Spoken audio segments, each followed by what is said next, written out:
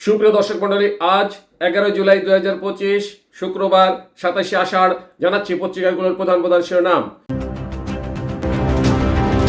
সর্বপ্রথম যাই দিন মেইন হেডিং করছে রাজনৈতিক অস্থিরতা, বিদেশি বিনিয়োগ কমেছে প্রায় 30%। এরপর ইত্তেফাকের মেইন হেডিং যুক্তরাষ্ট্রের বাড়তি শুল্ক এড়াতে আলোচনা অব্যাহত চলবে শুক্রবারও। নেক্সট প্রথম আলোর মেইন হেডিং লন্ডন ঘোষণা বাস্তবায়ন নির্ভর করছে ঐক্যমত্য কমিশনের প্রতিবেদনের উপর। এরপর যুগান্তরের মেইন হেডিং সব বোর্ডেই গণিতে ফল বিপর্যয়। নেক্সট ভোরের কাগজের মেইন হেডিং ত্রয়োদশ সংসদ নির্বাচনের প্রস্তুতি পুরোদমে এগিয়ে নিচ্ছে নির্বাচন commission.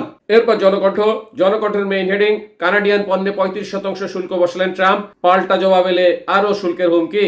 Next ইনক্লাবের main heading BNP আলেমদের থেকে বিচ্ছিন্ন। এরপর আমাদের সময়ের মেইন হেডিং জন্মসূত্রে নাগরিকত্ব সীমিতে ট্রাম্পের আদেশ সারা দেশে স্থগিত করলেন মার্কিন ফেডারেল বিচারক। নেক্সট কালের মেইন হেডিং ভোটের ট্রেনে ওঠার তোড়জোড়।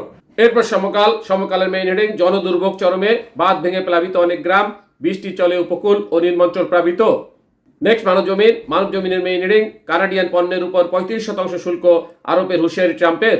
এরপর বিবিসি নিউজের মেইন হেডিং মব ভায়োলেন্স থামানো যাচ্ছে না কেন। সর্বশেষ আরটিভি নিউজের মেইন হেডিং ঢাকায় আবাসিক বাসভবনে বিস্ফোরণ, একই পরিবারের 5 জন দগ্ধ। শুনলেন পত্রিকাগুলোর প্রধান শিরোনাম। চলে যাচ্ছি যে কোনো একটি সংবাদের বিশ্লেষণে। রাজনৈতিক অস্থিরতা, বিদেশি বিনিয়োগ কমেছে প্রায় 30%। দেশের রাজনৈতিক অনিশ্চয়তা, ব্যবসায়িক পরিবেশের অবনতি এবং উচ্চ সুদ ও কর হারের কারণে সরাসরি বিদেশি বিনিয়োগ ক্রমেই কমেছে।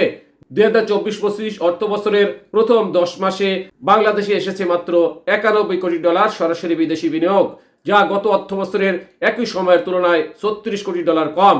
এই হিসাবে বিনিয়োগ কমেছে 28.34%। বাংলাদেশ ব্যাংকের তথ্য অনুযায়ী গত অর্থ বছরের প্রথম 6 মাসেই যেখানে এফডিআই এসেছিল $33 কোটি, সেখানে এবার তা নেমে এসেছে $21 কোটি।